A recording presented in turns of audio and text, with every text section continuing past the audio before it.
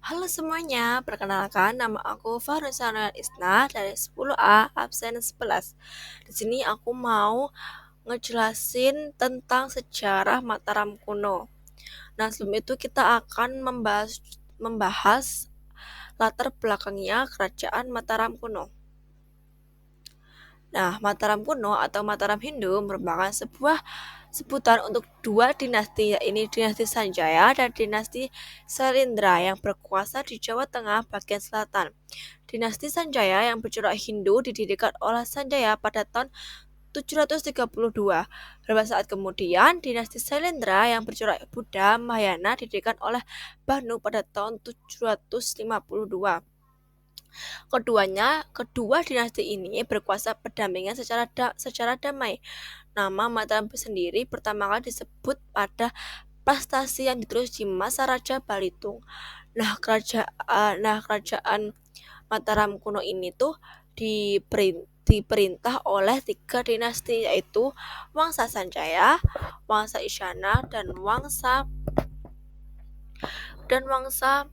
Salindra. Wangsa Sanjaya yang beragama Hindu Siwa didirikan oleh Raja Sanjaya pada sekitar tahun 770-an. Wangsa Salindra yang beragama Buddha Mahayana merebut kekuasaan melalui Rakai Panangkaran. Dinasti ini bahkan berhasil menguasai Sriwijaya. Namun pada tahun 840-an, Rakai Pikatan dan Wangsa Sanjaya menikahi Promadawardhani dari Wangsa Salindra, memungkinkan kebangkitan kembali Wangsa Sanjaya dan pemindahan istana ke Marti. Nah, selanjutnya kita akan membahas sejarah berdirinya Mataram kuno. Nah, kerajaan Mataram kuno itu diperkirakan berada di wilayah aliran sungai Pokowonto, Prokoilo, dan Bengawan Solo di Jawa Tengah. Keberadaan kerajaan ini dapat diketahui dari prestasi janggal.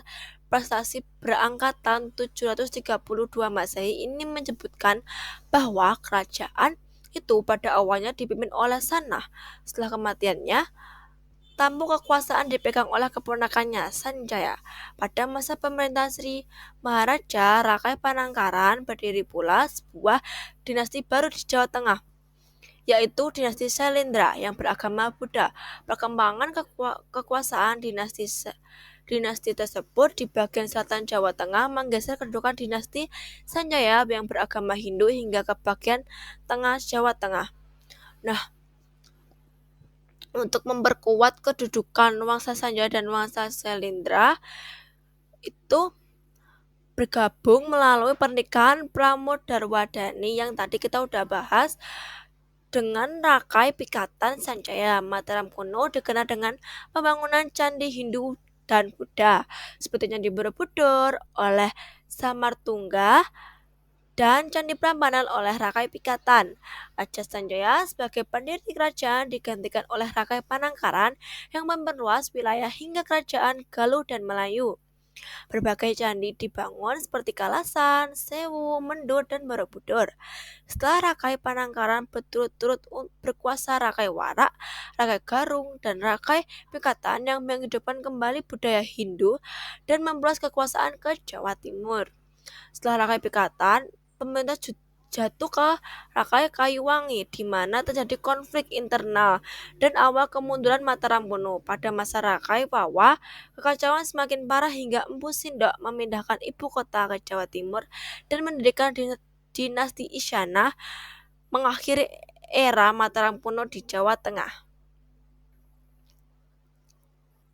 Nah, selanjutnya kita akan ke slide berikutnya, yaitu proses perkembangan Mataram kuno. Proses perkembangan Mataram kuno itu tuh ada dua, yaitu dinasti Sanjaya dan dinasti Sailendra. Yang pertama itu dinasti Sanjaya.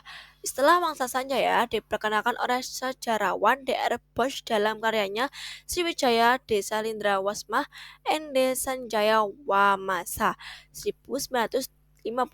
Wangsa ini merujuk pada Sanjaya, pendiri kerajaan Medang yang memerintah sekitar tahun 732 Masehi.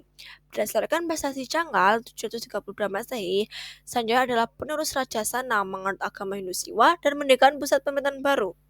Nah, ada juga menurut cerita Parayangan, Sanjaya besar dari Galuh. Ia adalah putra Sena dan cucu Ratu Sima dari kerajaan Kalengga. Setelahnya dilengsarkan oleh Purbasora, Sanjaya dengan bantuan Raja Tarsbawa dari Sunda menyerang Galuh dan berhasil merebut kekuasaan. Setelah Tarsbawa wafat, Sanjaya menguasai Sunda Galuh dan menyerahkannya kepada putranya Rekayan Panaraban pada tahun 732 Masehi.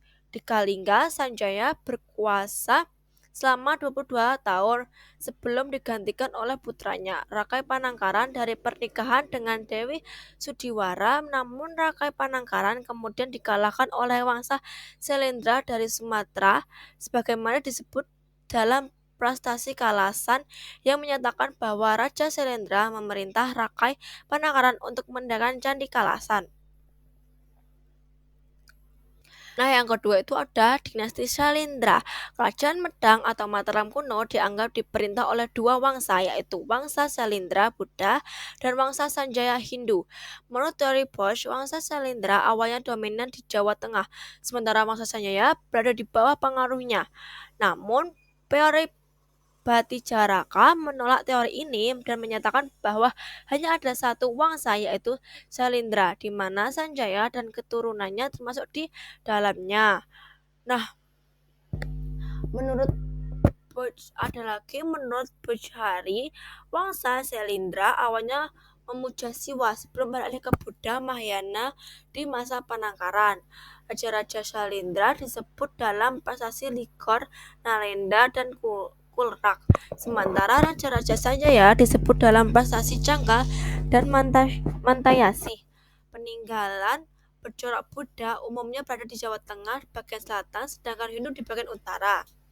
Sanjaya mendirikan pemerintahan baru di Madang Ibumi Mataram setelah kerajaan sebelumnya tercerai-berai akibat serangan musuh. Tradisi ini mirip dengan perpindahan pusat pemerintahan pada masa Mataram Islam dan Airlangga. Sanjaya tetap dianggap kelanjutan dari Wangsa Selendra yang didirikan oleh Dapunta Selendra. Pada masa Raja Indra, putranya Samartungga menikahi Dewi Tara dari Sriwijaya. Prasasti Kalasan menunjukkan pembangunan candi untuk menghormati Dewi Tara. Tahun 790-an, Salindra mengalahkan Chenla, Kamboja Selatan, dan berkuasa di sana. Candi Borobudur selesai dibangun pada masa Samartungga. Putranya Balaputra Dewa kemudian berkuasa di Sriwijaya, menunjukkan pengaruh Wangsa Salindra di Medang Sriwijaya. Nah, selanjutnya kita akan masuk ke penyebab runtuhnya kerajaan Mataram kuno. Yang pertama disebabkan oleh letusan Gunung Merapi yang menekan lahar, kemudian lahar tersebut menimbun candi-candi yang didirikan oleh kerajaan, sehingga candi-candi tersebut menjadi rusak. Yang kedua, runtuhnya kerajaan Mataram disebabkan oleh krisis politik yang terjadi pada tahun 927 sampai 929 Masehi. Yang ketiga, runtuhnya kerajaan dan perpindahan letak kerajaan dikarenakan pertimbangan ekonomi. Kerajaan Mataram berpindah ke Jawa Timur karena wilayah lebih strategis untuk perdagangan dibandingkan Jawa Tengah. Mbok Sindok yang keberlanjut sebelumnya menjabat sebagai Raka Ihino di bawah Raja Wawa, memindahkan pusat kerajaan ke Walunggaluh dan mendirikan dinasti Isyana sebagai kelanjutan dari Mataram. Ia memerintah dari 929 sampai 948 Masehi. Sumber sejarah Mataram di Jawa Timur meliputi prestasi Pucangan, Anjula Kadang, Pardah, Limus, Srigating, Wurara, Semangka,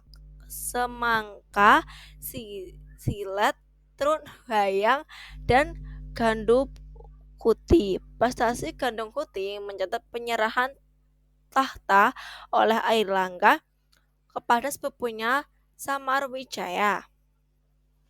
Nah, oke, selanjutnya kita akan membahas peninggalan kerajaan Mataram kuno. Peninggalan kerajaan Mataram kuno itu ada dua, yaitu prastasi, prasasti, dan candi. Yang pertama itu adalah prastasti. Yang pertama, prasasti Canggal ditemukan di halaman Candi Gunung Wekir di Desa Canggal berangkatan 732 Masehi dalam bentuk Candara Sanggala. Yang kedua, prestasi Kalasan ditemukan di Desa Kalasan, Yogyakarta berangkat tahun 778 Masehi, ditulis dalam huruf Parananggari, India Utara, dan bahasa Sanskerta.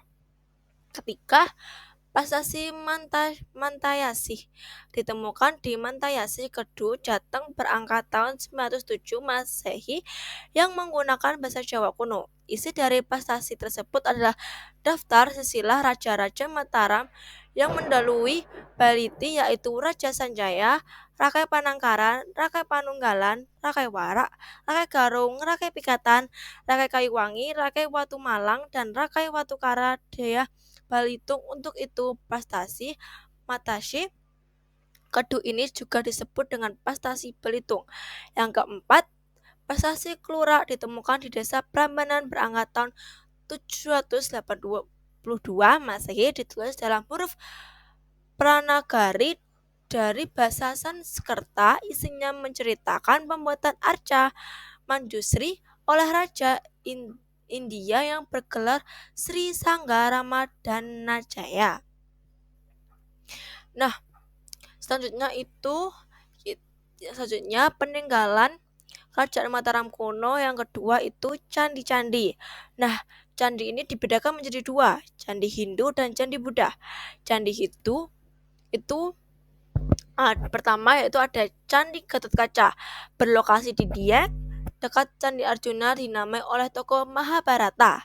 Yang kedua, Candi Bima memiliki arsitektur unik yang mirip dengan candi India, terutama bagian atap berbentuk sikara. Yang ketiga, Candi Dua Warawati mirip dengan Candi Gatotkaca, berbentuk segi empat dengan tubuh candi di atas batu setinggi 50 cm. Yang keempat, Candi Arjuna. Candi Arjuna mirip dengan candi di Kompleks Gedok Songo, memiliki bilik penampilan dan dihiasi kalamakara. Yang kelima, Candi Semar berhadapan dengan Candi Arjuna, memiliki denah persegi panjang dengan pintu masuk berpola hiasan kepala naga. Yang keenam, Candi Puntadewa berukuran kecil namun tampak tinggi, memiliki atap berbentuk kubus besar dan bilik penampilan pada pintunya. Yang ketujuh, Candi Sembarada. Candi Sembarada memiliki relung di tiga sisi yang menjorok kular, memberikan tampilan pilgonal. Yang ke-8, Candi Srikandi. Candi Srikandi berbentuk kubus dengan relief Wisnu, Siwa, dan Brahma meskipun sebagian besar sudah rusak. Yang 9, Candi Gedok Songo terletak di lereng Gunung Ungaran, ditemukan oleh Raffles pada 1904, mirip dengan kompleks Dieng.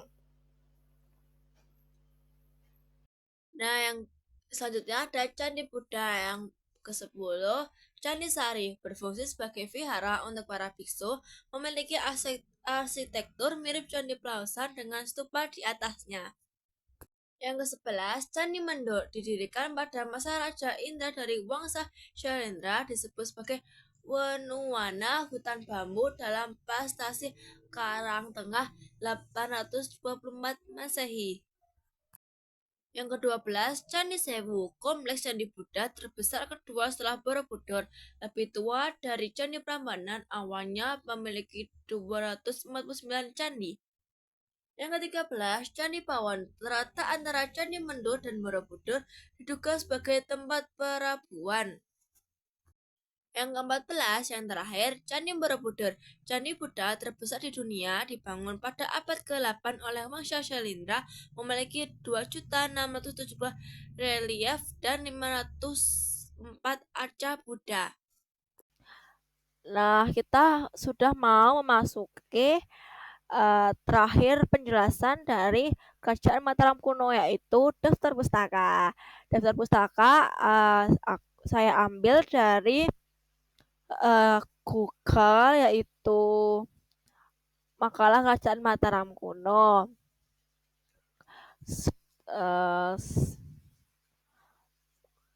Oke, sekian dari saya.